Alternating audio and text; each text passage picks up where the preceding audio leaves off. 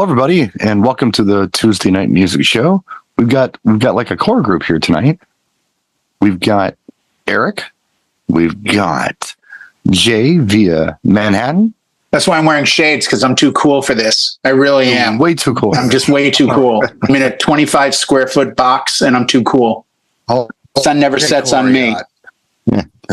And we've got Mr. Boston John. And as always, at the top of the show, let's go ahead and first of all acknowledge our sponsor, who is DJ Event Planner.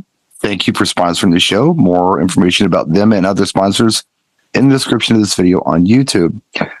And we appreciate it.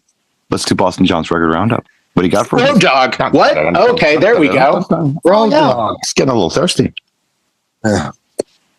All right. I've got probably. I love these fruity canned drinks. I don't understand why the bars that I go to don't have them.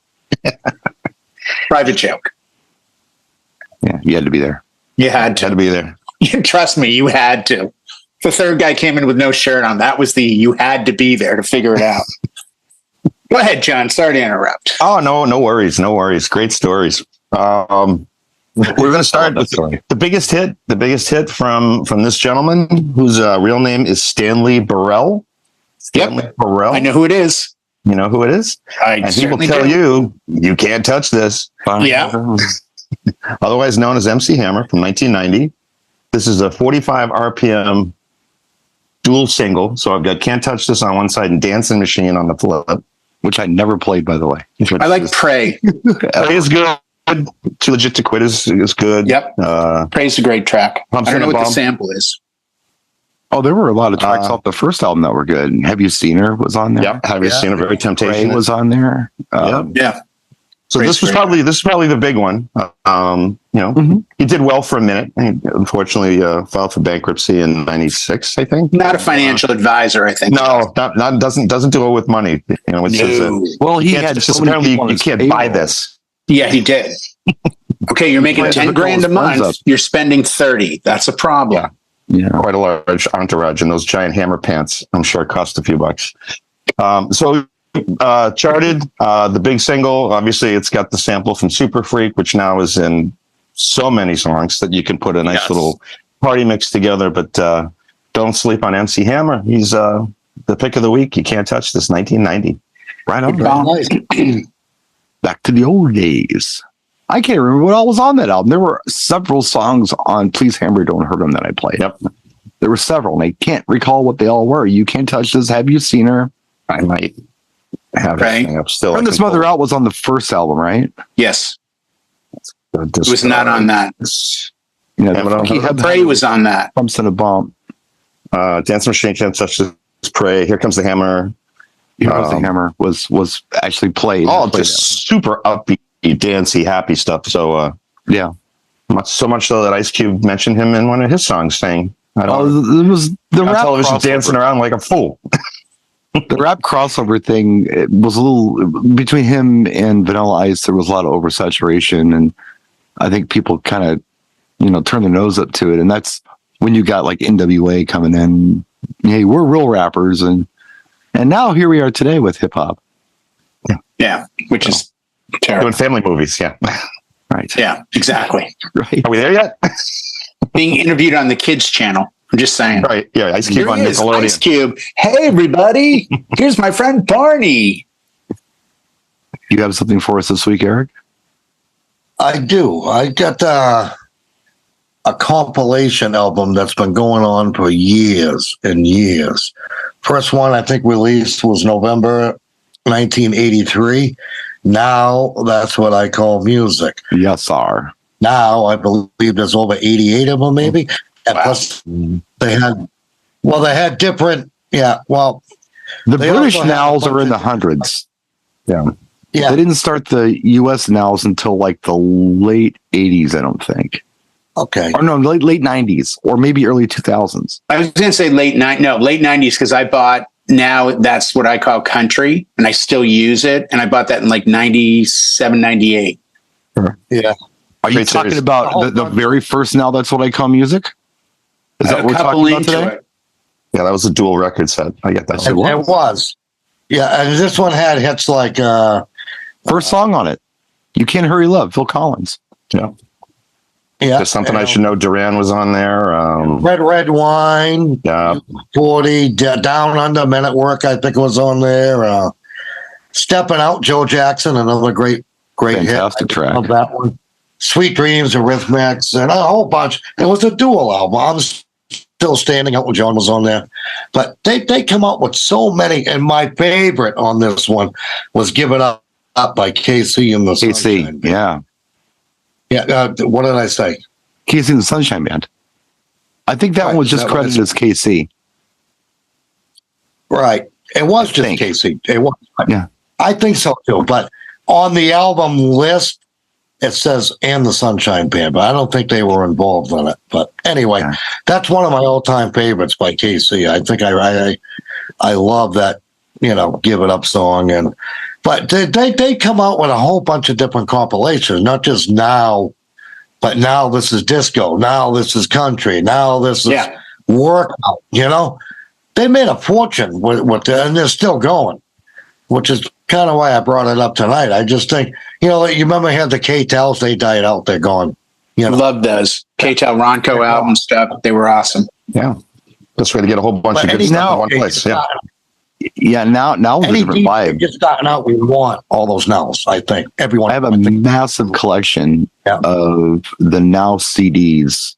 Yeah. When they started releasing them on CDs. I think I've got Now 8. That's like one of the earliest ones I have. Now 4 is very rare, but it's out there on CD somewhere. But I have 8. And that's a pretty early one. I've got some low teen stuff, and everything from like the high teens all the way through probably the 70s I've got. And they're all double CDs. I think I've got Now 8 on LP behind me from, of course, the UK. And all doubles. The American ones were single discs, but the UK ones were doubles and very complete. They also had a Now Dance series that was fantastic. If you're not familiar with that, do check it out. Yeah. And I think it's worth mentioning, I had this conversation about Walmart tonight with somebody about how back in the day, everyone thought Walmart didn't want to sell CDs that weren't edited. Mm-hmm. And then people woke up and said, wait, I can sell my CD at every store that's unedited. And then the edited one I can sell at Walmart. That was one of the driving forces when I took over the boats, was to buy the Now series because they were edited. Yeah. So I knew if I bought it and it had a rap track on it that would have normally had swears, this one wouldn't, and I could use it on yachts. So that's another thing I think is worth mentioning. These were clean edits. Yeah. It's almost like a good source back in the day. Yeah. It was a good source of music. Right. Yep. When we didn't have the internet, we didn't have a million places to go. Yeah. Good Excellent point. pick, Eric. Yeah. The Now series, the UK and the US. Yes. 100%. I don't think I own one US one, but I own a lot of the UK ones. Well, then maybe you ought to go there. Maybe you ought to just give every it up, time I went, I would buy more. We buy red, white, and blue, babe. Not red and white. Oh, they're better. And what's really cool about that? Well, no, the reason I say that is because the stuff that's on the Nows here, it's stuff but when you go over there and you get a Now, there's stuff on there you don't know. And you're like, wow, what is this? That's how I discovered a lot of music. Yeah. Was listening to the Nows from England. Like samplers of all the good stuff. And there's like 40 tracks on each, one, and they came out like 4 or 5 times a year. Wow. Yeah. It's a lot of music to discover. It really is. Yeah. Or lesser known tracks from bands. You have some other stuff that we were playing here. It's like, who knew that Spandau Ballet had 5 other songs that were popular in the UK? What do you mean Spandau Ballet's greatest hits? They had one song. They got one song. They have True. Isn't that it?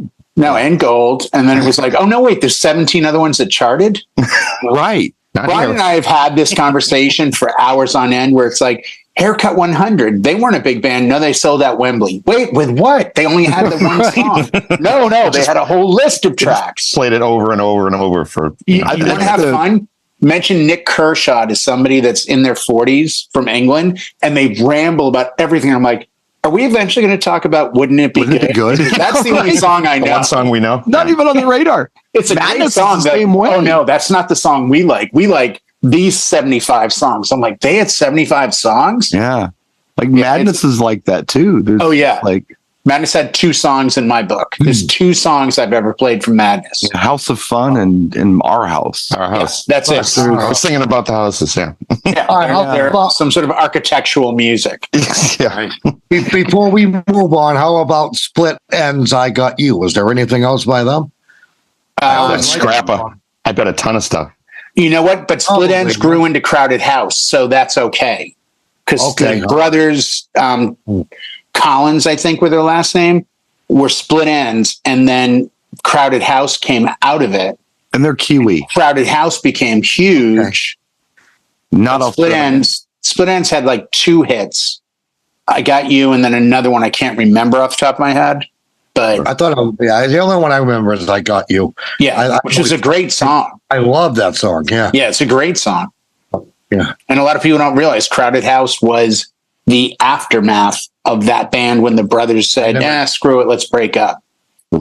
I never knew that. Wow. Yeah. Cool. It's the 2 brothers were in Split Ends together, and then whatever the brother's name is that went to form the trio of Crowded House, he broke off. The other brother kind of disappeared from music.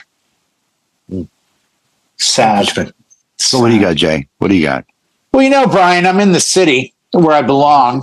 I grew up in Boston, which is a city. And if I had walked as much in Boston, I would have actually ended up in Connecticut, because New York's a little different. So I'm going to give you something that I think all of you will enjoy. I'm going to give you NYC Underground Party Volume 2. Oh, okay. Oh, and you say, wait, what's this? Let's go through the tracks. Let's start with Sanctuary by Johnny Vicious, 21st Century Boy by Y2K, Soul Shaker by Jan Driver. Yeah. Now you say, but I don't think I know these songs. You actually would if you heard them. Soul Shaker. Veronica, I'm in Love, the Johnny Vicious club mix. Armin van Helden, You Don't Know Me. Mm-hmm. Yep, you guys know that one. Oh, yeah. Bad Boy Joe, New York City Underground Mega Mix 2. Tim Rex, Relentless and Relentless Original Mix. And Shannon, Give Me Tonight 2000, the Jonathan Peter remix. Interesting. I just thought, since I'm here, I would try to pay a little respect to the city that I'm sort of kind of from, that I have family from here and stuff. And I've been coming here all my life. I'm from Boston, and I've never had that hate Yankee stuff. Well, no, because I had family that lived in the city. My sisters lived here for 25 years. Sure. My cousins have been in Queens since the 50s. So I came here like it was a place to visit. I never thought of it as another world, you know, and I'm absolutely beside myself, excited and thrilled to walk around. If you've never been to New York City, just come here and walk around. Brian will tell you. Oh, yeah. It's a world in itself. You stand at any street corner and you look around and you realize, I'm seeing like 1,000 people that have nothing in common. They're all working together to get the same thing accomplished. I love this. Everybody is moving, and they're moving fast out there. It's like this if you're watching. Hey, I'm walking here. It's a fast moving city, boy. They all never sleeps. I walked more yesterday, Eric, than I've ever walked. I walked over 31,000 steps, which translates to about, I think, 14 miles. I walked yesterday, and it is mind blowing. Today I walked 9.5 miles. I mean, what do you do with that? I mean, break it up to a sweat, which is 15.9 miles yesterday, and today was mild, 9.6. I mean, I've pretty much done a marathon in 2 days, which, with a Truly can in one hand and a vape in the other, is an accomplishment. I should have a medal. No, I love going to New York City. My view of it, and this is just my personal view, it's kind of like Vegas, where it's cool for 2 or 3 days. That's fun zone New York City for me. Longer than that, I don't know. I might start to see some things I don't dig. Well, but it's kind of like Vegas in that regard. You don't want to go to Vegas for 2 weeks. You want to go to Vegas for a few days, and it's fun. Yeah, but Vegas, you stop a lot. I notice here you don't. Like, I've seen, thanks to your thoughts on this, because you're the one that inspired it. Yesterday, part of my tour from going to 9/11 was, oh, wait, that's Canal Street. Oh, Brian mentioned you should go see Jeffrey. And I did. Yeah. Seeing Jeffrey got me to go see Alfred and Edgar today on a rooftop bar on 5th and 27th. If you've got people in town, it's different. It's different. If I was completely alone, like Sunday, thank God I got to hang out with my youngest sister from like 11 o'clock till like 8 o'clock at night. It was awesome. I'm having dinner with her tomorrow night. I leave here Thursday. It's very different stuff. And it's just, but it's a mind thing when you go from my little town where I've lived for 20 years, and then you come back to this hustle and bustle and sirens and lights and smoke, and everyone's got that attitude, but you can tell they're all doing something. Mm-hmm. Like where I live, no one is doing anything. They're just kind of there. Here it feels like everybody's on a mission. It's true. They are all on a mission. Yeah. Really. Wall Street, I probably passed 1,000 firefighters yesterday in uniform down at the 9/11 memorial. There's police everywhere. There's people everywhere. There's, people are taking photos of this. They're putting flowers here. It was real, it was real touching. I mean, it's one of those things where this is not a city. It's its own planet. It's its own world. I can go get some Pakistani food or vegan or Italian or a drink, or in my case, wander into a gay bar within 2 blocks of where I'm staying. Right. I take my white cane and I just go down the sidewalk. It senses a seltzer. I've done a little exploration of Brooklyn via car. I'm not walking around, just driving around. I've seen things like Coney Island, and went to the place where John Travolta got a slice of pizza, and all that. I've done that. The Warriors come out and play stuff. Yep. I've done a little bit of Queens. Never, went to Bronx by mistake one time. Got back on the train and came back downtown. That's the title of a great article. That would be a great New Yorker article. I went to the Bronx one time by mistake. Brian S. Red. Wouldn't it? That would be a fucking great title. By the way, I'm sure it's fine, but I wasn't trying to go to South Bronx. So if you're following me on Instagram at DJ Brannan, BRANNAN, tomorrow you will see photos from 2 iconic locations, in my opinion. One of them will be 96 and 98 St. Mark's Street. I'll give you a hint. When I take the video of the outside of this area, 2 apartment buildings, the music that I will put on my reel will be the song Kashmir from Led Zeppelin. Maybe you know where I'm going. Perhaps. And then after that, I will take a photo of a place called, or a video, 84 King Street, where I consider it all began. And Brian immediately knows exactly what I'm talking about. Got no idea what you're talking about. 84 King Street. Nothing. I'll give you a hint. It used to be a garage. Oh, okay. That one. Okay. Yeah. But this is the stuff I want to go see. That's what's like going to Paradise Garage, going to the 2 apartment buildings that are the cover of Led Zeppelin Physical Graffiti. Mm-hmm. That's the stuff I'm excited about, And everyone's like, why would you go there? I'm like, because I can. Like, how cool is that? I get to stand outside of Paradise Garage. Well, I was kind of thinking about, but it's music driven. Mm-hmm. I mean, I'm going to 2 iconic music venue sites. I, of course, will give respect to the Bowery and go to John Veritas, aka CBGB's. I was kind of thinking of you today, in a roundabout sort of way. Well, I was thinking of you, but I was at a leather bar. Okay, fine. I admit it. I don't know why everyone has to hound me about this. Oh, you were thinking about me. I'm sorry. No, I was, and I was inspired to pick a track, and I picked a track. I didn't pick an album, and I'll just show you right away what I picked, and I'll tell you a little bit about it that I know off the top of my head. That I just checked Wikipedia to make sure the top of my head was correct, and it was. It would be Madonna, "Justify My Love." Oh, great song. It's fantastic from 1990. She released her first real greatest hits. There was a remix album called You Can Dance, but her real greatest hits was released with a lot of different remixes on it in 1990 called The Immaculate Collection. This was the lead single off of it. So this was brand new for that. Public Enemy. There was another brand new song in there called Rescue Me, but this was the big one. And I'll just say this. there was a run from the first time I heard Holiday to Justify My Love where Madonna could do no wrong. This song, when this came out, this was an event. Everybody got excited.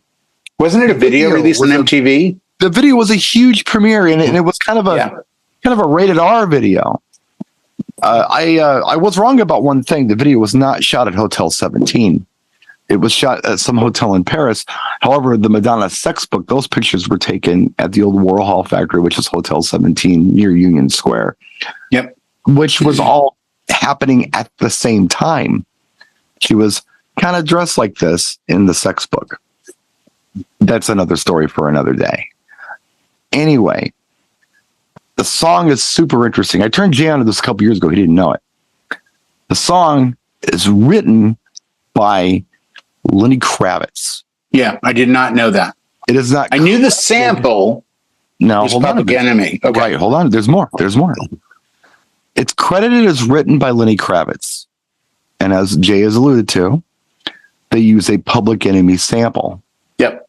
Or he uses a Public Enemy The drum sample is Public Enemy. Now, I'm not one to do a lot of gossip. I don't get into that stuff too much, but I read this and it was interesting. And it's Wikipedia, so I don't know, maybe it's true.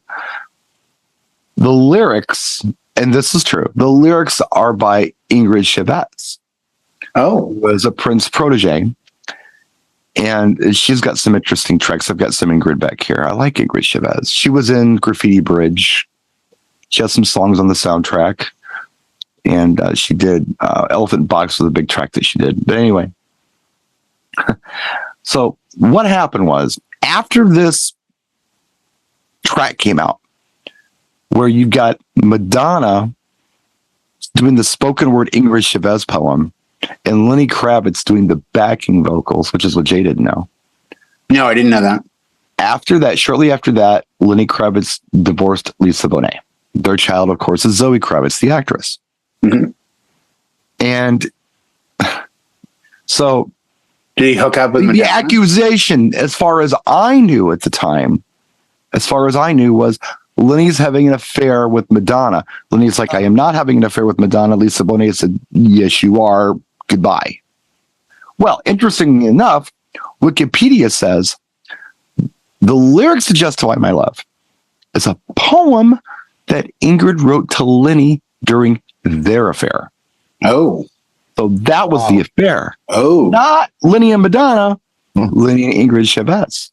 Riddled with scandal. Yeah. See, I'm doing like gossip, but that's interesting. To me, that's interesting. It's just a fantastic track. It's different. I'd never heard anything like it put together like that. There are so many elements in the song that they're beautiful. It's sexy. It's dark. It's unique. It's a great track. I dig it. I dig it a lot. Yeah. So that's my track. It doesn't really matter. What I showed you was the import. This is the domestic 12-inch. I have that too, from Sire. After that track, Erotica came out, and it was okay, but it didn't have the same vibe as everything before. So to me, Justify My Love is almost like the last great Madonna track. I saw the stride broken after that.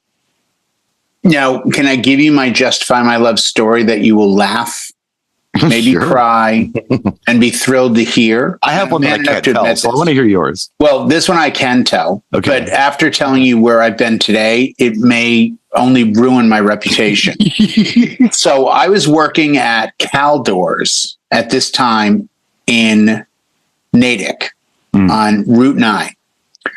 And one of the other managers with me said, hey, what are you doing after work? It was a Friday. And I said, oh, might get a drink at Bennigan's, cruise home, whatever. Hey, me and Joe are going to go to this place down the street. Do you want to come with us, get a drink? I'll buy. I'm like, sure. He was this like 6'3", 290-pound former Southern football player guy, but super nice. So we go to this place. We go in, we get a drink. Everything's cool. I'm looking around and I'm like, it's kind of weird. see a lot of women yet. Maybe it's early. And then I notice this song comes on, and I had never heard it before. So this would have been like 90. And all of a sudden, it comes on really loud. And the guy that I'm hanging out with and his friend who works at Caldor's with me, they get up and they start dancing. And now I'm stuck at the bar, like sipping, going, what the hell's going on? And they come back and they decide to disclose to me that they are roommates because they're together. And am I okay with that? I'm like, I don't care. What was that song? Sounded like Madonna, but I haven't heard that. Oh, yeah, they play the best stuff here. It's all new. And that's the very first time I ever heard Madonna Just Find My Love at a gay bar somewhere in Framingham or Natick. Now, correct me if I'm wrong, Jay.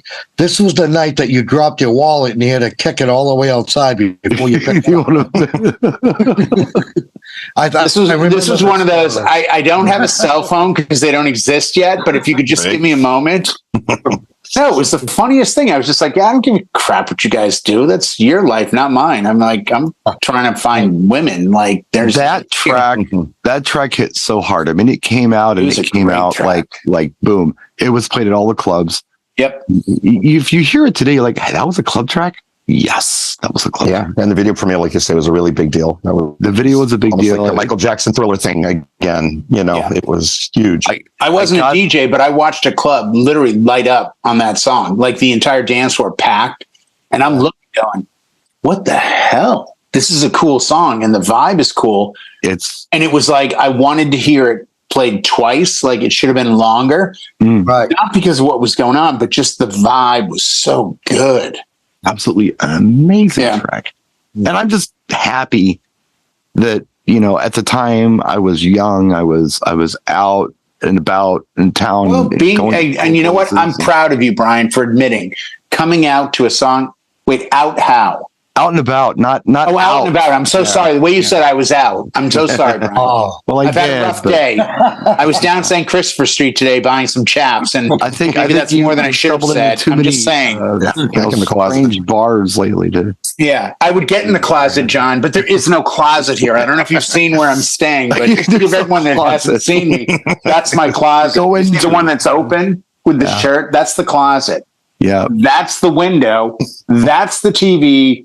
And that's the bed. So there is no closet to get into now. Mm-hmm. Yeah. Does anyone know if Paul Lynde is still around? I'm just, okay, whatever, Brian. What were you saying? I wasn't. It almost sounded like Jay was twisting something, but he never does that. No, never. It almost sounded that way. Yeah. Doesn't usually happen. So what do you guys want to talk about this week? I'm having a slow gin fizz. I mean, truly, well, same thing. I've had quite a week, because I'm in crazy wedding planning mode for the event coming up on Saturday. I've spent so much time on this. It just has occupied entire days. I'll tell you all about it. Well, you'll see the gig log next week. Those of you who are watching this on DJNTV, you will the wedding Brian did last year, because this video isn't coming out until probably the first day of summer 2024, but it doesn't matter. Happy Memorial Day, everyone. Yes, happy Memorial Day. Again, go Race fans, Indy. Excited for the World Series 2024, everyone. Can't wait. Red Sox are going to beat the Yankees. Excited. So I'm also doing a special event this week at Safe House. It's early in the day. And then next week I have 4 gigs, and that just doesn't happen in my world. I have 4 gigs. That's cool, though. It's cool. It happens if it's club stuff. It's overdrive for you, but it's cool. Well, 2 of the gigs are on the same day. So last night I did a contract for a plastic surgeon who's doing a customer appreciation party. Yes. They're doing one from noon to 2:30, and then they're doing one from 4:30 to 6. Oh, it's not bad. 2.5 hour gigs with an hour and a half in between, and it's like 50 to 70 people. It's pretty simple stuff. Background. Well, I'm going to do that midweek. Right. Then club, then wedding. So I've got a lot going on. That's a good thing. More than I normally do, anyway. Well, you have those weeks and you hope for those. I found out today I just booked October 20th. I'm already booked for a wedding on October 21st that I picked up last week. Yeah. And then I'm traveling to Boston on vacation, hopefully on the 23rd. So, it's not like it used to be. I'm the first to admit. Last year was slammed. Year before was really busy. 2020 was, catastrophic, but still did work. This year has been very slow. And I've talked to a lot of DJs who are like, yeah, it's not what it was. When you if you drill down to the core and they have to admit to you in person, hey, I noticed on Instagram, you said you have 7,000 weddings this year. Where are you really? I have like 30. Yeah. Like nobody's that busy this year. I think it's a very, very strange dynamic and things are coming last minute. Like I literally got a text saying, hey, we're going to hire you for the 20th. I just booked 3 events in December. Like literally booked 5 events in the span of 1 week. And I'm trying to get back to people. And it's like, oh, cool. Thank you. Here's your contract. Hey, cool. Here's this. I miss the old days. I miss the year and a half out. I miss the year out, the 9 months out, where you built a relationship. But this new generation doesn't need that. I used to meet with you at Starbucks and then move forward. And that's having said that, Jay, and this is something that I'm just noticing more and more each year. And this year, I think very few weddings this year for me, very few, mostly other stuff. But I do have some, and I've noticed that they are just detail convoluted, crazy pageantry stuff, more so than ever, more so than ever. So maybe less is good, because if we were all doing weddings like this every week, I it think would be a horror show. It would, no fun at all. What do you think that is, though, Brian? Is it an age thing, a generational thing? Because the same generation booked us last year and the year before. Yeah. What happened where people became so unreasonable about their expectations, about what they were? I mean, I've never once bought a $3,000 car and walked away and said, this should be like a Ferrari. Mm-hmm. No, you spent $3,000. Right. You know what? You're onto something there. They want a lot, but they don't want to pay for a lot. Right. That's right. Not what they should be paying. Now I'm doing okay on Saturday. How do we educate them to understand you're asking for $5,000 worth of goods, but you're only willing to spend $1,000? Like what other industry? I went to a store tonight. I bought some stuff. They said, this is $8. This is $6. I didn't stop them and say, back at my grocery store, I can buy these for like $3 each. Then go there. Well, I could never say to a client, hey, it's $1,500. I thought it was worth $1,000. Then go find somebody. It's like the famous, I just talked to a DJ and he wants $1,200. You want $1,500. And the question is very simple. Then why didn't you hire him? Yeah, exactly. I mean, it's either you want cube steak or you want prime rib. I mean, it's your choice. But I think a lot of people, Eric, want prime rib, but they want to pay for cube steak. And the tragedy is it's not going to work. Back in the day, we used to get prime rib that cost cube steak. Now this new generation doesn't understand that's because that was then, this is now.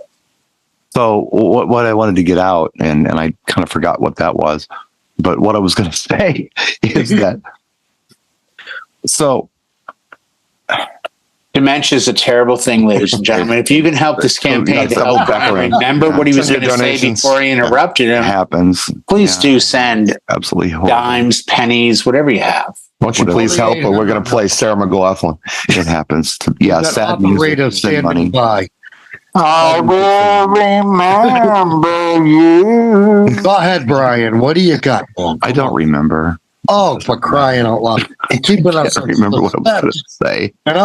Jay just took it like 5 steps. I remember, so that we go back down to I remember. Yeah, I can do that. It's right on my phone.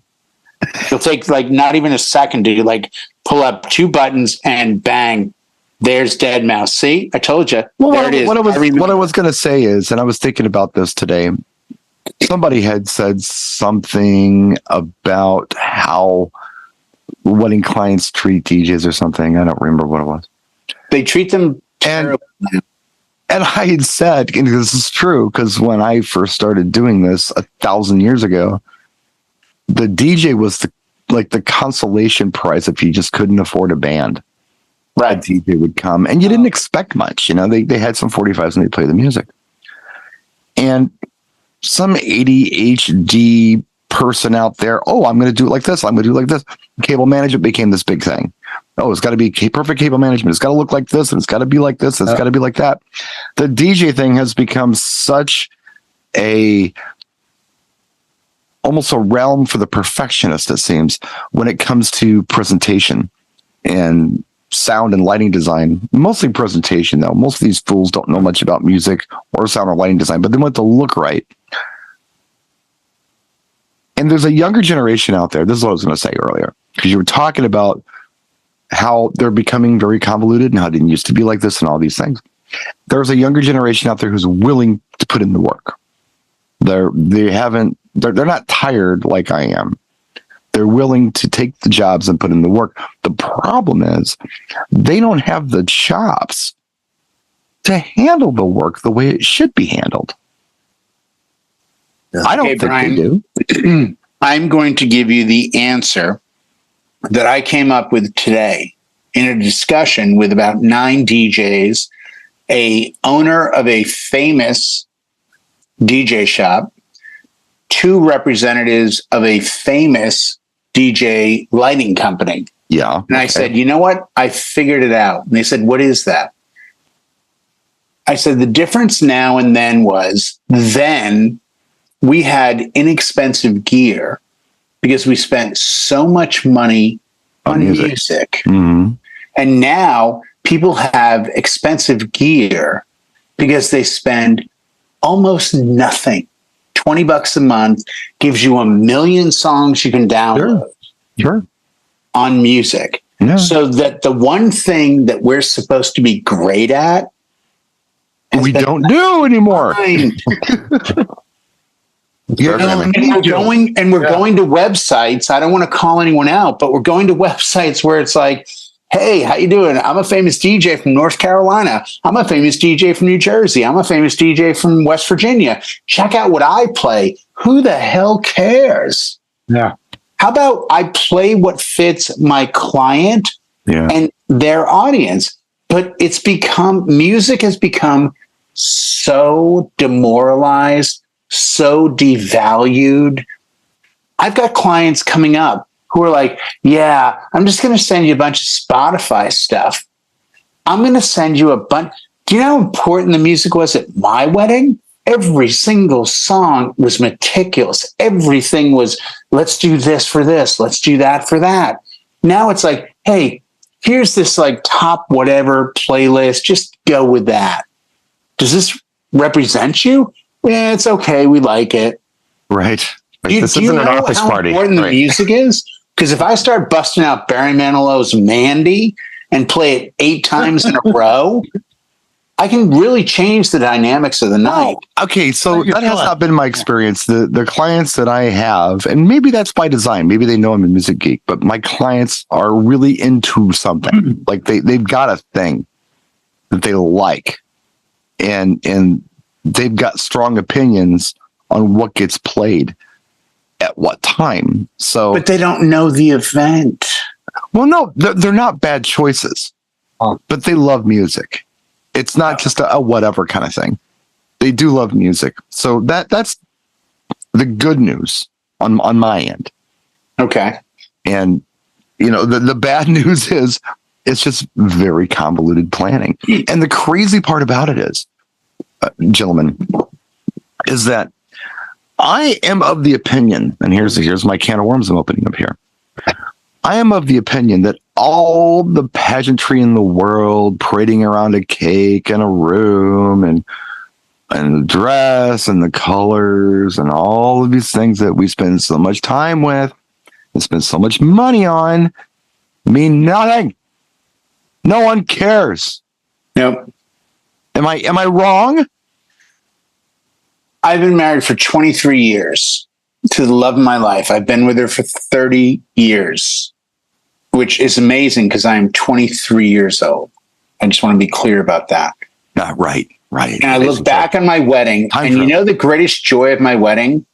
The greatest joy was that my mom and dad were still alive, that my aunt was still alive, that I got to have a great day with people I loved. Yeah. Musically, I probably had 10 songs that meant something to me. My First Dance, Father Daughter, Mother Son. The last dance of the night was Home Tonight by Aerosmith. It meant something to me. Outside of that, it was a moment in time that I'll never forget, but it didn't make who I am as a husband, as a father.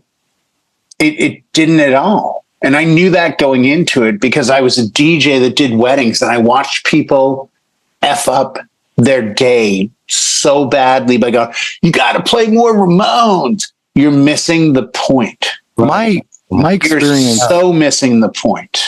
I've told this before recently, and I mean, the show probably hasn't aired yet, but there was a time when I was in my early 20s when I was working the same club I'm working right now. Right. And I was making about the same money working that club as I was doing mobiles for the multi-op. And I decided right then and there, you know what? I'm not doing mobiles anymore. I don't like them. I don't enjoy the wedding pageantry part of it. I love playing music for a wide variety of people, but at the time, the back-breaking, heavy tripods weighed 60 pounds back. Yeah, they did. Big, heavy things were heavy. Things. Amps were heavy. Speakers. So everything was heavy. Yeah. And then you got to do all this wedding stuff, which I don't want to do. Right. All this weird pageantry. I'm American. I don't like British are all about pageantry. You know, you go over to England and they're doing a thing, and I don't do religious services. It's not for everyone. A lot of it's not things for you have to send up and sit down and, you know, jump to the left, jump to the right, cluck like a chicken, whatever you do. I don't do any of that stuff. I just want to play music for people. That's what I want to do. So, you know, it was an end to a mean. You know, I want to play music for people, so I got to do this other stuff so I can play music for people. Right. And how long does that really last? It's not a big deal. It's a grand entrance. It's a couple songs. Now, you get through it. Now it's the day. It's half the day. It is. Well, let's be blunt, Brian. I've been doing this since 1996. Right now, it is 2018. So you look at that time span. I don't know when this is going to air. We don't know. But the reality is, we used to be there to help people have an amazing day. I know a DJ right now in the Midwest who obviously has some insane clients, because what they've decided to do is have some sort of a Rocky Horror Picture Show balcony / viewing space with curtains dropping, who are going to come out and do their first dance, but then they're supposed to disappear like Peter Pan and come back for an entrance. Like, who the hell does that? It's Is Dr. Frankenfurter going to be there? I wonder.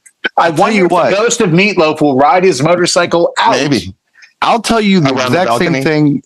Yeah. The exact same thing that the gentleman who contracted me to do this gig, I'll tell you the same thing I told him today. They're the nicest people in the world. Sure they are. Okay. The hall has the best intentions in the world, but they want a lot. And they want to try to make this stuff that it sounds cool, I guess, if you didn't know any better, but in practice, it's goofy. But we'll find out. I think everyone will agree with me, Brian. Good intentions pave the way to hell. I'm going to do my quote Mr. Ozzy Osbourne. To make this quote Mr. Ozzy Osbourne. As good as I can. It's going to be as good as I can. And after this weekend, it's behind me. Good intentions pave the way to hell. The song is called Tonight. Look it up. Blizzard of Oz. No, I apologize. Diary of a Madman. You're welcome. The whole pageantry is not the memory of the day. Riding up in a horse-drawn carriage, the colors, the flowers, that's all forgettable. It's the people and it's the music and it's the memory that we make. Everybody in this room has been married or is married, and we will all tell you the truth. And the truth is this: your wedding should be a day where you celebrate the fact that you found someone you care so much about, you're willing to dedicate the rest of your life to them. The wedding was the greatest day I ever had until I had my first child. For someone who's been doing this for almost 40 years. I've been doing it for 70. Okay. Well, actually, in October, I've been a DJ for 40 years in October, but 60. Okay. Yeah, something like that. So for someone who's been doing this for as long as I have, I'm thinking to myself, you know, Brian started it. If there was one really amazing, like effect that happened or something, like a magic trick or a really cool entrance or some beautiful thing, maybe people would remember that. But if it's this constant barrage of magical, it's like a Michael Bay film. You can't make any sense of it anymore. Right. You don't know what's going on. It's just too much flash bang. Someone's going to jump out of the cake next. If one cool thing happens, I think people are going to remember it. If 75 cool things happen, it's all forgettable. Stop you're it right. so we can party. You're 100% right. It's just 100% right. For someone who's seen this done many, many, many times. And I am the first to say that I don't have all the answers, and I'm willing to admit when I'm wrong. If I see something that I think, oh, wow, you know what? I never thought of that. I didn't think it was going to be cool, but it turned out to be very cool. I'll be the first to admit it. Because I'm big enough to do that. Right. For those of you that use like a movie reference, this would be Brian is the Ali Sheedy character on Breakfast Club. Kind of quiet in the back, has an opinion, is probably right, and lets everyone else play out their drama, and then steps in and kind of sets them straight. And I'm not being mean or exaggerating. I'm being 100% He just thinks I'm weird. I know No, it's not being weird. No, I'm weird. I know that. Well, I mean, here's the ultimate question. How many weddings would you say you remember? Like moments at different weddings? Like, is it 10, 100, 1,000? I mean, I remember. It's not a fair question because I have brain damage. Okay, fine. Play that card. Okay, great. Oh, wow. Okay. Well, I don't remember halls I played at, let alone the wedding I did. Damage getting into bars. Okay, have you ever played this hall? I don't remember. Oh, yeah, I guess I have. According to this, I have. Talk about using the system. Well, kids, it's been fun. and it's been, I won't say positive because it hasn't really been positive. No, it has, because I think we've exposed the reality of what we're doing. And if nothing else, let people walk away and maybe work harder with new couples and say, you know what, let's go back to the old days of let's talk, let's communicate. Yeah. So I can be more involved in the experience, because it's becoming a little too petty. It's maybe too much on the surface and not enough internal, where I feel I'm actually giving you the experience you deserve. Well, John, that's my skill and talent. I'll direct this question at you. Say road dog? Okay, cool. Yeah. I'll direct this question at you. Sure. Don't you, I don't know. Eric, you needed to hire a service of any kind. You need someone to rebuild the motor on your car. Would you tell the mechanic how to do it, or would you let the mechanic do what the mechanic did? I'm asking this because we've all been DJs for a very long time. And do you feel like it's odd that a lot of our wedding clients have it all figured out and are not listening to our advice sometimes? It can be frustrating if they don't want to listen. But, you know, our job is to make the day better and not always be a right fighter, even though if we know how to do something better, smoother, cleaner. I agree 100%. Let them roll it into the wall and then say they need the front end fixed. Mm-hmm. Then maybe they'll ask, because you've done more than one. What do you think about this? When they ask me my opinion, then I'll provide something like, here's what I've seen, here's what I know. Here's how you could do this slightly differently, and let it be their decision. And then it's not me telling them how to do things. How many times have you talked somebody off the ledge, Brian, by simply listening? Let them blow the steam off. Let them say, oh, I've got this. We saw this. We did this.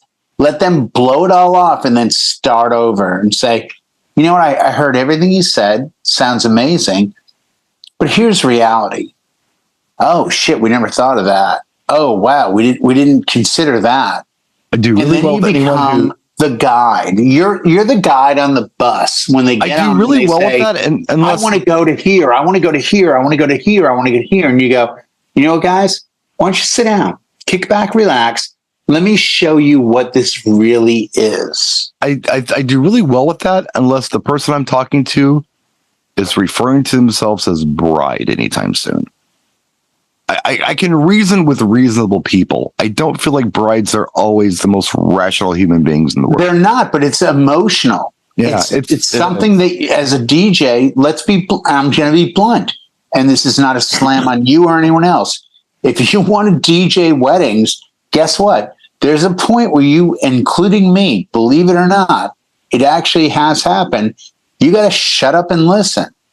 And then you have to give what is better advice than they will ever get anywhere else, because there's no website, there's no article, there's no magazine, there's no paper, there's nothing that can do real world advice like a great DJ who has experienced every single thing that could ever happen at a wedding. And you can guide them to the day that they actually want. So, Eric, before we wrap the show, what do you say? Road dog.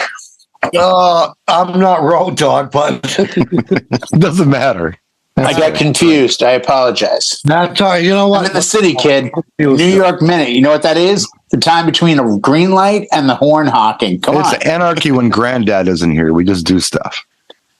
Yeah, where is he? Oh, he's sick. That's right. Guys all said, babe. I went on a bike ride one time with somebody then. Eric froze. Eric's back. All right, we're Hi, out of Eric. time. He's back. Am I froze? Yeah. No, you're good now. I can see you now. Good. All right. You guys all basically, you were all on the same page with this. I mean, you can't teach a new dog old tricks, basically. And I'm turning that whole thing around because we're the old dogs. We know the old tricks. These are the new people. They want new tricks. We got that. You know what I mean? It's That's fair. Yeah.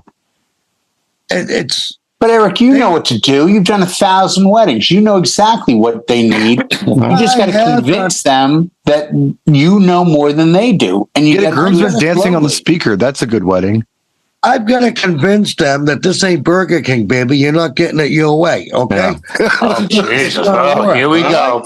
Welcome to Lowell. Did we get trademarked on that? Welcome to Lowell. All right, you're going to do it this way. You got Yeah, me. I'm getting my You suit gotta of ask 'em why. McQuaid's. Ask them why sometimes. Like, we want to parachute into the field. Like, why?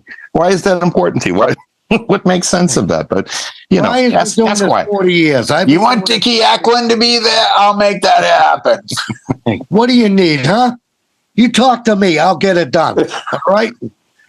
I killed the young man one time with a nightstick in a parking lot near a wedding because he wouldn't get in the processional. Come on.